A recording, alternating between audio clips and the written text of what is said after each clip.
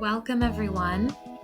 My name is Violet Luxton. I use she, her pronouns, and I am a PhD candidate in the Cultural Studies program, a fellow for the Center for Academic and Faculty Excellence, a fellow at the Webb Schools, and the director of RS Recovery Services, Education, Mental Wellness, and Training Program. And it's my pleasure to be here today. I have experience teaching many different age groups with many varying abilities. And today we're going to talk about how to make your classroom environment accessible based off of ADA compliance, which is the American standard for inclusive learning. And I encourage you all to ponder what this picture behind me is. And for those of you that said it has something to do with the ADA, you're right. And for those of you that are wondering, what is the ADA? It's the Americans with Disabilities Act. And it was signed in 1990 by President Bush Sr. after much organizing and a movement for rights, inclusivity, and the ability to learn in a meaningful way. And understanding that learning isn't one size fits all. There's not one way that learning takes place, but it actually happens as you'd expect in a diverse array of visual, auditory, tactile, many different ways learning can take place. But today we're going to go into what are the ADA principles for educators and what are practices for in-person learning. If you're curious about online environments, you could look at our earlier webinar from October 16th that looks into making your Canvas site accessible. Today, we're going to look a little bit more into in-person environments, what that means in terms of designing equitable curriculum, and practical applications. So we'll go through some text-to-speech software, how to download it, and get really hands-on. But as always, if you have questions, you can always arrange a session with one of the fellows at Cafe, and we can walk you through. If you're a faculty, we can walk you through how to design your courses. If you're a professor at CGU, we can help you with Canvas and our unique CGU-related sources. Or if you are a student, I encourage you to go to the Dean of Students' office, and we can also help you at Cafe access some tools as well. Now let's go back to Capitol Hill. It is a summer day in July in 1990. And as you can see in the picture below, after harrowing activism on behalf of communities with disabilities, President George W. Bush in 1990 signed the Americans with Disabilities Act. And according to Senator Tom Harkin of Iowa, this is the Emancipation Proclamation for Disabled Americans.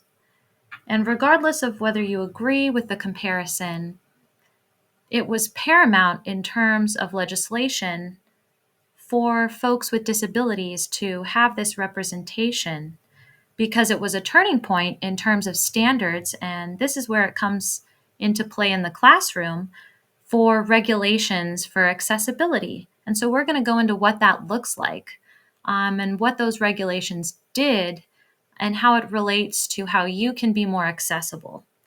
Obviously, there is a long way to go, and regulations are a starting point. They shouldn't be a ceiling for how we set up accessible classrooms. Just a place to get us thinking about what we can do and a set of standards and rules for uniformity across universities and public institutions. For those of you asking, what does that look like for teachers in America in 2024? These are some of the ways that the ADA affects in-person learning. So that could look like assistive listening systems in the classroom, systems that take what the professor is saying in text or speech and make it more accessible. Alternate assessment options. So not every student can type up their assignments. Some students prefer video responses or audio responses. So being flexible in terms of what you're willing to accept, the format of the file and the data is very important to maintaining an accessible classroom. High contrast materials, so not having a lot of colors in terms of reds or colors that colorblind individuals might have trouble seeing, or individuals with visual impairments. So typically black, white, high contrast text in 12-point font, headings 1, 2, or 3 is acceptable and accessible for text-to-speech readers or keyboard navigators. Text-to-speech readers take the text and turn it into an auditory signal, and keyboard navigators take the things that we typically click on, like to minimize or to open and close. They take movements that are typically done with the mouse, and they can turn them into something that can be navigated with voice commands, or depending on motor impairments, even with the move of an eye. So you might take for granted that a lot of keyboard navigation is done by the mouse or the keyboard, and there's softwares that help folks with disabilities navigate it, where they can do so without a mouse or without even a keyboard. And so sometimes you might say, well, this is accessible to me, but if you didn't have a mouse or if you had a unique way of using your keyboard, it wouldn't be. And so it's important to really get out of your own mindset and think about students with diverse learning abilities and positions and how they might navigate your material. Also, person first language is something that is important when you are talking to students. So whether you're in the classroom and assigning something, person first language is also known as PFL, but it's a way of speaking that emphasizes the individual before their disability or condition. So you want to be accessible, but you don't want to make a person with a disability feel like their disability is prioritizing how you see them as a student. They're a student just like anyone else. So they're a person with a disability, but they're not necessarily a disabled person. And we want to center their personhood before their disability. So that's person first language. Ongoing training for staff. You always want to be learning. It never ends. So even watching this webinar should be a starting point for you. Quiet spaces for sensory needs. Some students can get overstimulated, especially doing intense intellectual work like they do in the classroom. And so you want to make sure that the classroom isn't getting too loud, or if the student needs to exit because they're getting overstimulated, that's something to be accommodating in. And students have different sensory needs. So you might see them using a fidget toy or drawing or finding a way to have an outlet for that tactile energy. All of those things are wonderful ways that are allowing the student to learn and stay focused in your class, and should be celebrated and taken with curiosity to learn about the student and how they're experiencing your lecture uniquely or your class uniquely. It can also look like just clear pathways, making sure that the pathways in the classroom, there's not backpacks covering a walkway for a student with a walker or a wheelchair. All of those things are important, for disasters, but also just for making sure that folks can get around. And it can also look like adjustable desks and chairs for different body types, body sizes, and abilities. So these are just some of the ways that physical space can be inclusive and what it actually looks like from the 1990s signing of ADA to 2024 and how that translates to an inclusive physical space. Now let's see what some of these adjustments might look like in a classroom, such as this. You can see adjustable desks, adjustable chairs, open pathways, different stations, learning stations, or at least areas of the classroom that students can go. Depending on the discipline and the lecture, it might look different for you, but just keep this in mind if students do need adjustments. Let's look at another one. This is another classroom. Might look like the Honnold Library or a place on campus. And again, you can see mobility, wheels under the chairs, easily movable furniture items, areas for communal learning.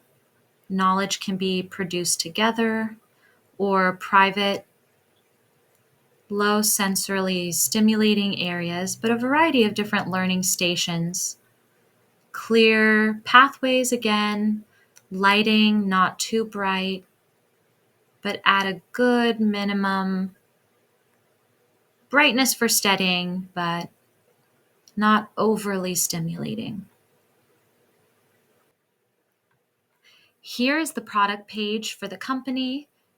You can look through it and see what products you like, what products might be available to a typical student, what products to look out for at your university. At CGU, we have the Dean of Students office who can give you an idea of the accessible spaces on campus. And I also recommend looking at the reviews of these products at a variety of different sites, sponsored by a company and not sponsored, so that you can get a variety of reviews and figure out what is best to help your students from actual folks that use these products themselves. So that's a nice tip. And again, these are just some options of accessible spaces or ways that you can make your classroom safe for folks with a variety of abilities who are there to learn. All right, what might that look like in terms of the teaching and learning process? Well, that could be extra time on exams, giving students frequent breaks, not too frequent. Obviously, you want them focused on the material, but allowing students to take breaks during exams especially. And we looked at the chair adjustments, but it can also be giving them access to slides or visual materials ahead of time. So especially visually impaired students can have time to run it through their softwares or process it, and they might need more time to process it. And that's one way to make sure students have more access to any content that's going to be put through a projector or displayed in class. Also, keep in mind that Word versions are easier for text-to-speech software or keyboard navigation software. And that might be good to have on hand is just Word versions or easily readable PDF versions, because most are read as photographs by accessibility softwares. And if some students use their laptops, or they might have assistive tech, Otter AI, which might take notes for them, or different kinds of technology. And so it's important to be sensitive, and students aren't necessarily not paying attention, but at least telling the difference between a student that needs accommodations and a student that is just surfing the web is an important critical eye to have, because sometimes it looks very similar and you don't want to discriminate against a person that's just trying to process the materials in a way that works for them. And preferential seating is another one. This is a whole list that you can go back to. having digital copies, and really it's just navigating the sources that you're communicating with, making sure that there's a variety of modes that students can access, and then also allowing the response from students when they turn in assignments to have a variety of modalities is important for making sure the process is flexible, can easily adapt to the student's needs.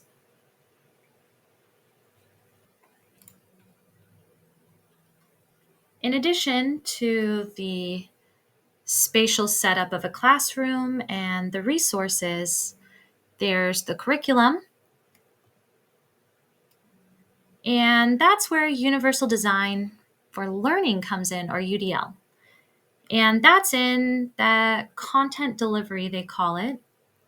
And we've already touched upon it, but here's a little more detail in terms of the formats that you can toggle to. If a student is having trouble with a video, maybe you can provide them just the audio, or if a student's having trouble with the PDF, again, a word of the text might be helpful. Making sure that there's multiple formats of a document or the resources that you're going to hand out or the slides you're going to use.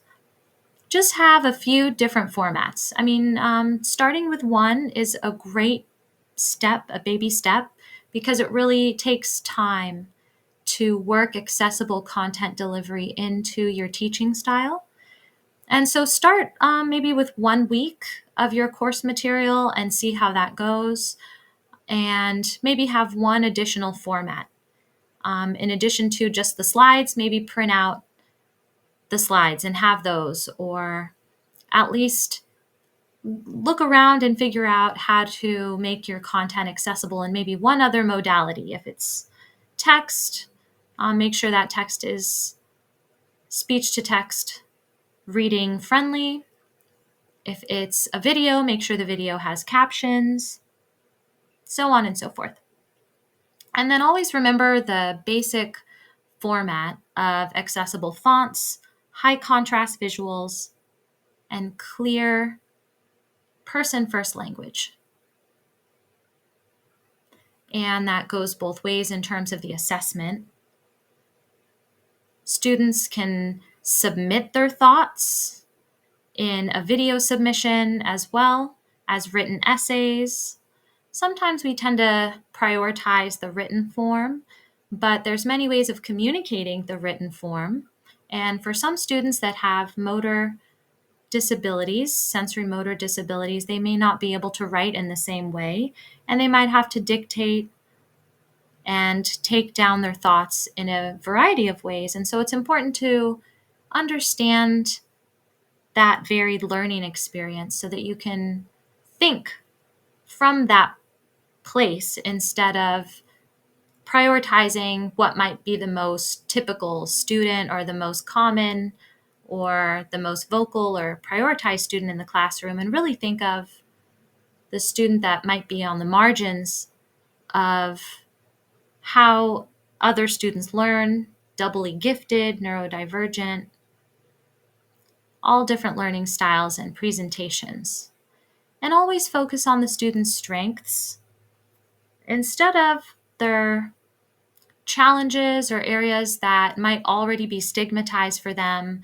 It's hard enough navigating the classroom as a new student, let alone a student with varieties of barriers to content or accessibility. And you just want to be accommodating and make the learning experience fun and transformative and as exciting as possible.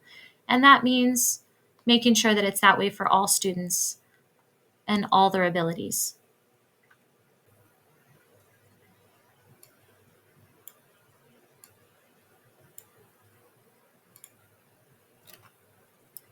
And some of the beauty that also happens to be principles of the ADA, or the Americans with Disabilities Act, is that you're going to get innovation. If you do something the way it's always been done, the same way, there is a beauty and a tradition to that.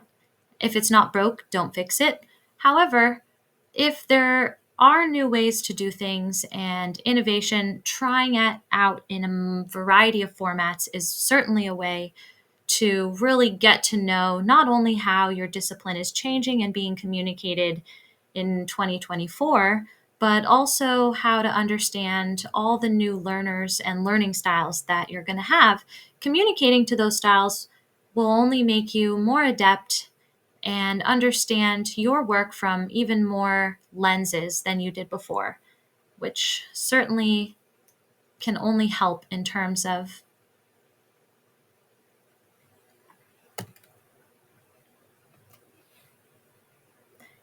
And one of the beauties of practicing a variety of teaching styles and assessment styles is you get a variety of engagement, representation, and expressions of the material. And what teacher wouldn't want to experience their material in a variety of ways and modalities, and to look at it from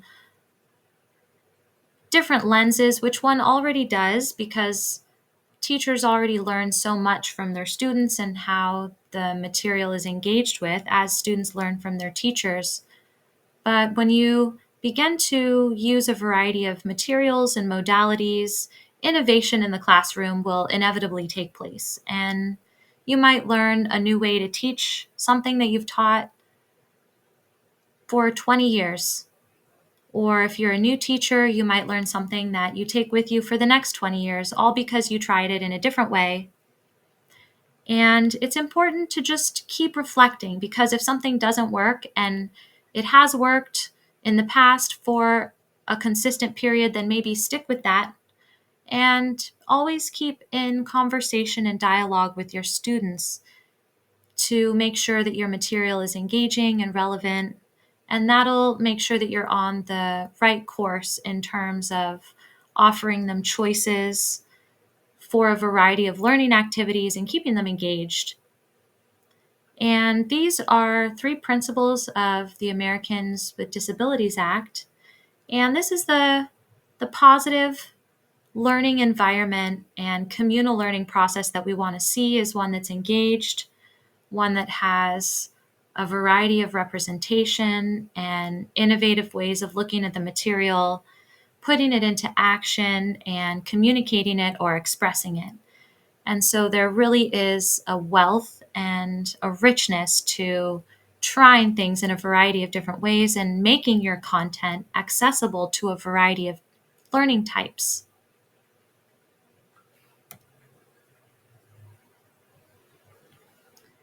And when you're thinking about assessment, it's important to keep in mind alternate formats, just like when you received alternate formats of assignments. You might want to assess students by giving them an audio message back. Students might not be able to read complicated writing if a professor writes handwritten notes, or students, if they put it into a PDF document, might not be able to access it. So just make sure that your notes are accessible and you can give feedback in a variety of ways, just like you're going to be flexible in receiving your assignments. And make sure the materials are accessible. We're going to get into a demonstration of a text-to-speech software, and you'll really get to see firsthand what students might go through trying to navigate and download a variety of accessibility softwares and read the materials from class, something that seems easy enough or folks take for granted, but that might actually be quite challenging for folks with varying disabilities, that it's important for every teacher to be sensitive to. Okay, so we're going to come over here to our ADA compliant classroom checklist, and this will be available as a QR code in the slides and also on the recording. And we're just going to go down to resources, and you'll see screen readers for visual impairments. Go ahead and click on this, and you can choose which screen reader you want to test out, but it's always nice to test the technology or the equipment that you expect your students to use and test it out yourself. So I'm going to go down here, and you can learn a little bit about what a screen reader is, but essentially for visually impaired students, it takes the text and turns it into audio speech that the student listens to. And so it needs to be in a particular format, typically a heading setting of 1, 2, or 3, but unique headings and font sizes can sometimes be difficult to read. And so you want to make sure that everything is in a heading 1, 2, or 3, 12-point font, and accessible to the text-to-speech software. I'm going to use NVDA because it's Windows accessible. But as you see here, they have plenty, like Apple VoiceOver, that are usable, Orca's Linux, and several different options here that you can learn a little bit more about. Some of them work with web browsers, others are a little more versatile. And this one can be used directly from a USB. And so it's open source, and I'm going to try this out. So this will be one thing that you can do. You can just go here and learn a little bit about the company, download, and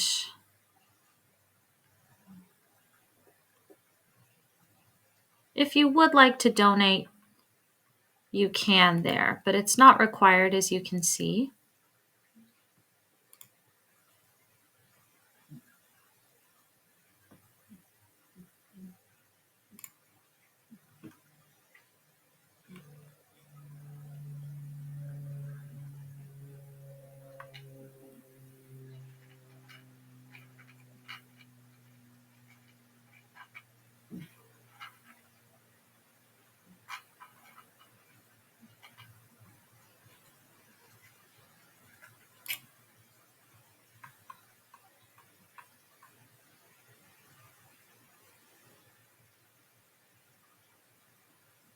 And there we go.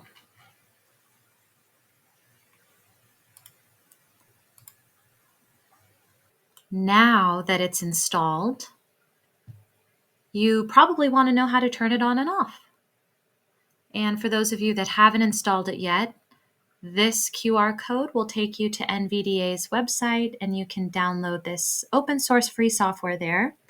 Or you can go back to the checklist and pick a software, text-to-speech, that you want to try out.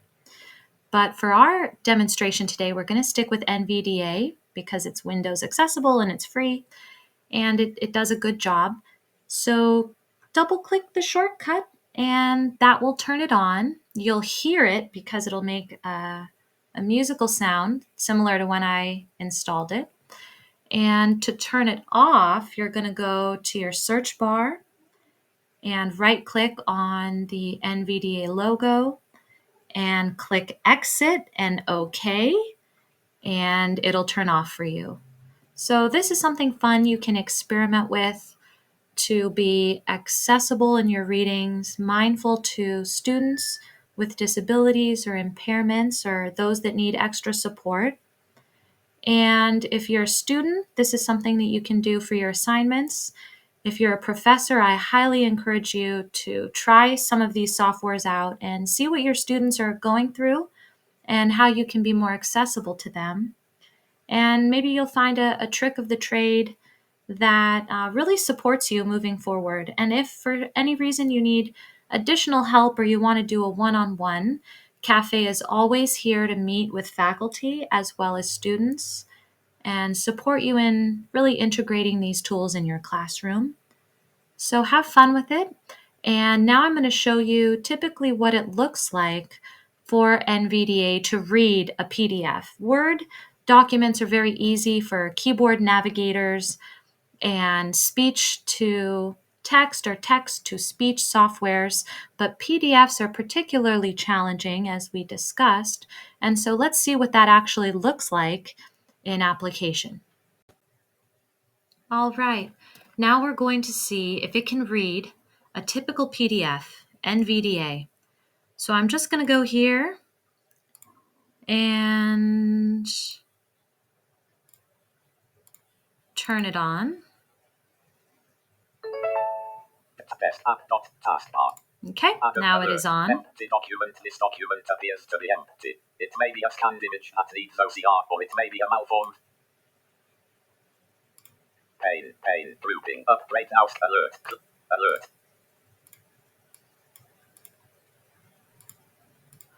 And it has some trouble reading it. Let's see if it can read this PDF. Every PDF is different, so it's important that just because it works with one, you test it out with all of your assigned readings so that you can ensure that each one is readable and navigatable for folks with impairments. So let me just turn on the software again.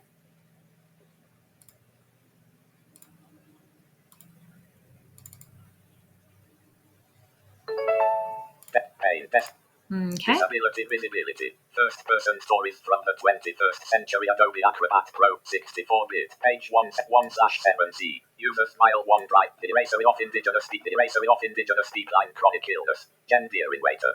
Okay. So it looks like it can read this a lot easier. 47. Gender in waiter. Are you an waiter? Are you an Indian? I've answered. Are you an Indian? I've answered this question a myriad of times in various healthcare settings. I've turned the question down, shooting arrows with my indigenous eye. Okay. Let's take a look at CGU's accessibility resources. So I'm at cgu.edu/studentlife/disability services. And this is linked in the checklist/resource guide that will be linked in a QR code at the end of this webinar and also available on the CAFE webinar resources page in webinar recordings. So you can see first-time registrants, it's a very simple process. You're going to register with CGU. And if you have any questions, you can always contact the information or email disabilityservices@cgu.edu or contact 909-607-9448 on the website. You can learn about Title IX and various resources that are available to you on campus. However, you can also follow the link, and this is the Claremont College's Student Disability Resource Center. It's called the SDRC.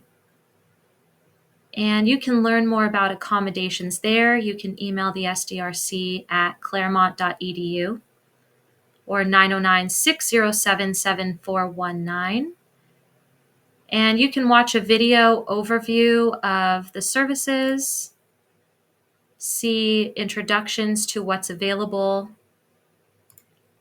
and even see events that are being hosted regularly throughout campuses. There's a great list here you can see of assistive technology.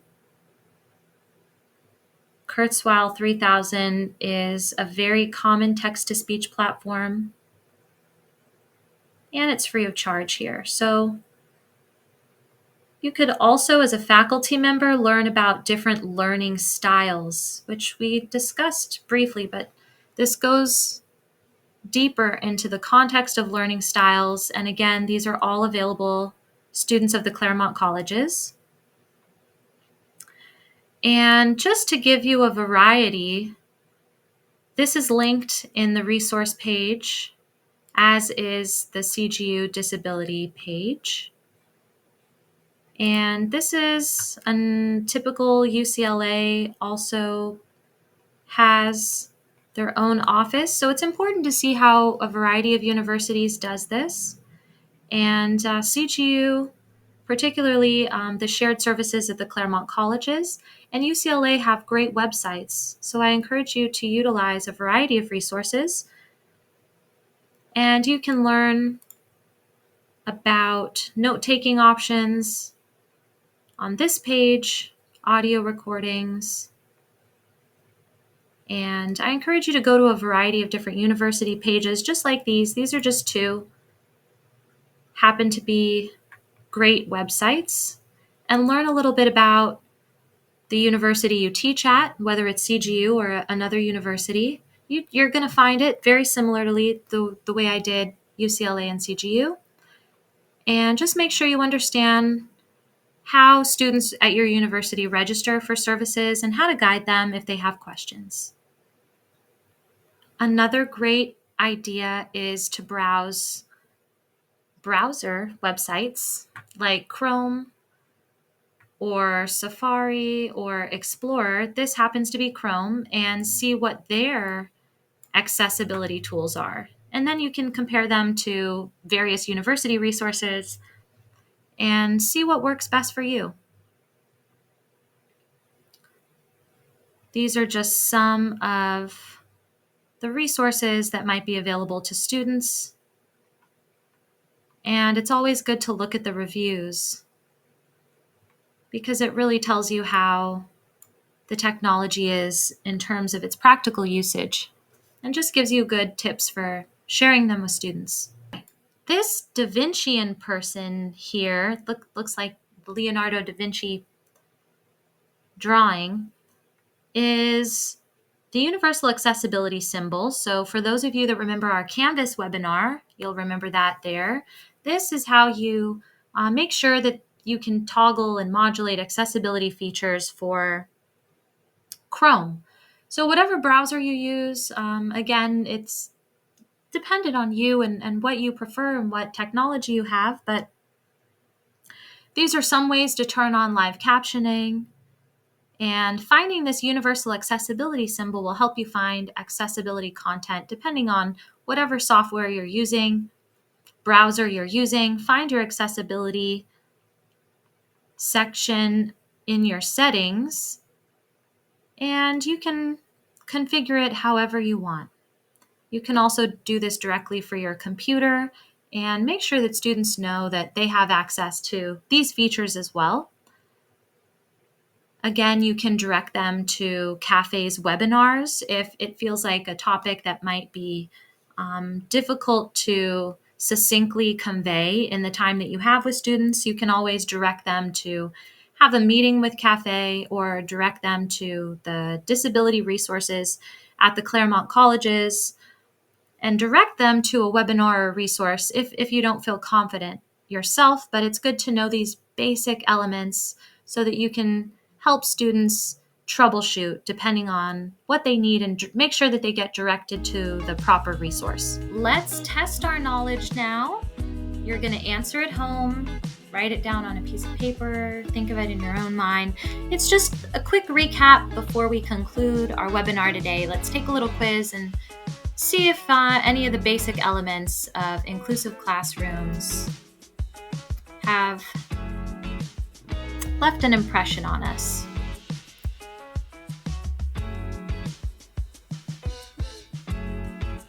Okay, here we go.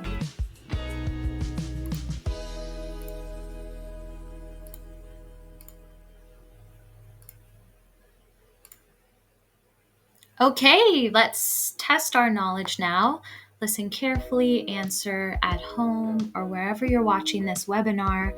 In your mind, you can conjure up an answer to these questions and see how much of today's webinar you remember and what you need to return to brush up on. Okay, so starting off, question 1. What accessibility feature is required for videos used in the classroom? A. Transcripts. B. Captions and transcripts. Or C. Language subtitles. A. Transcripts. B. Captions and transcripts. C. Language subtitles. What is required for classroom videos? And the answer to what accessibility feature is required for videos used in the classroom is captions and transcripts.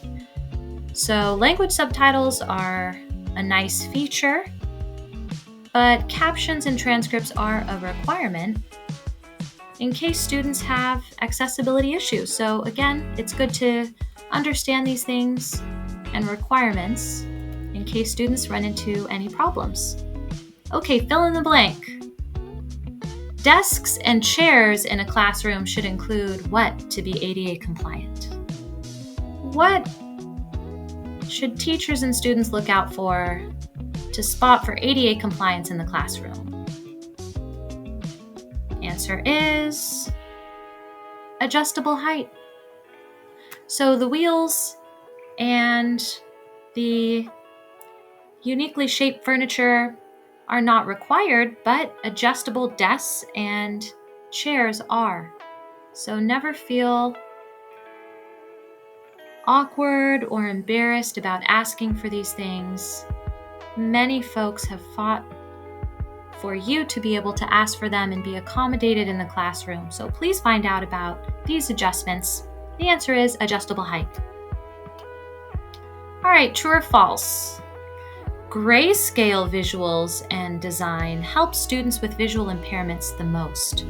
Grayscale visuals, true or false, help students with visual impairments the most. And that is false. The correct answer is high contrast colors. So black and white colors are great. Some folks are colorblind and they might not be able to see the cues that you're giving. Headings, again, 1, 2, or 3 are ideal because some softwares cannot recognize 4, and students will actually miss information, vital information on your assignment, your test, or reading for the week.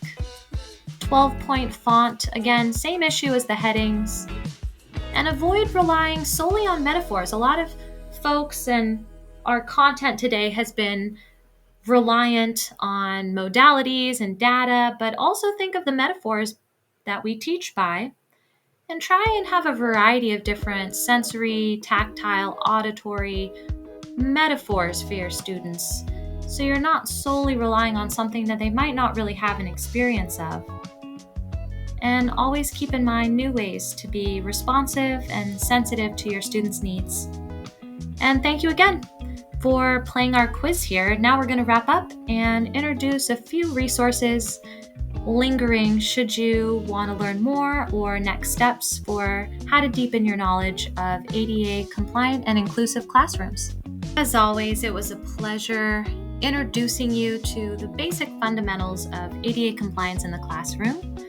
Again, my name is Violet Luxton. I use she, her pronouns, and it has been a pleasure walking you through these resources today. I encourage you to make an appointment with us if you enjoyed any of these topics, if you're a faculty member or a student and want to learn how to make your class more accessible or play around with some of these technologies in a safe, low-stress environment. Come make an appointment with us, or if you want to work on teaching philosophy statements, diversity statements, teaching demos, come down to the office and demonstrate a lecture that you have in a 10-15 minute format. You can work on a variety of different technologies that you want to try out. Make sure your class content is accessible.